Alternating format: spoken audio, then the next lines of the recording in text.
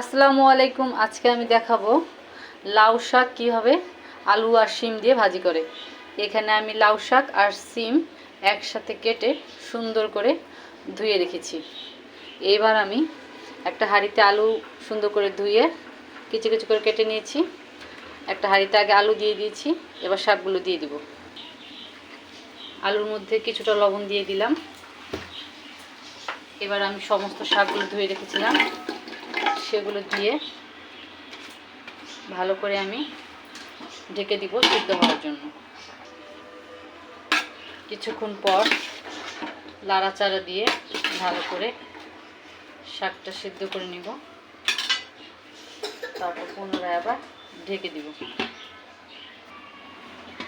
অনেকক্ষণ পর এবার আমার শাক অলমোস্ট সিদ্ধ হয়ে গেছে।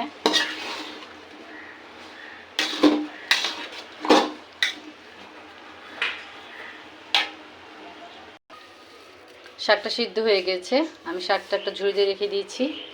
এবার হাঁড়িটা গরম করে নিয়েছি, এবার তেল দিব। তেল দিয়ে দিচ্ছি।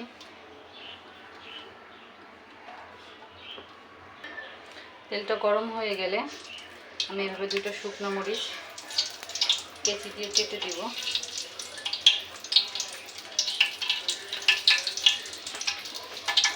এরপরে আমি দিব রসুন কুচি, এরপর আমি দিব পেঁয়াজ কুচি। এবার আমি এটা সুন্দর করে লাল করে ভেজে নিব। পেঁয়াজটা লাল হয়ে গেছে, এখন আমি শাকগুলো রেখেছিলাম সেই শাকগুলো দিয়ে দিব। শাকগুলো নেড়ে ছেড়ে ব্যাস কিছুক্ষণ পর আমি এখানে ঘ্রাণের জন্য আরও 3 টুকরা কাঁচামরিচ দিয়ে দিলাম।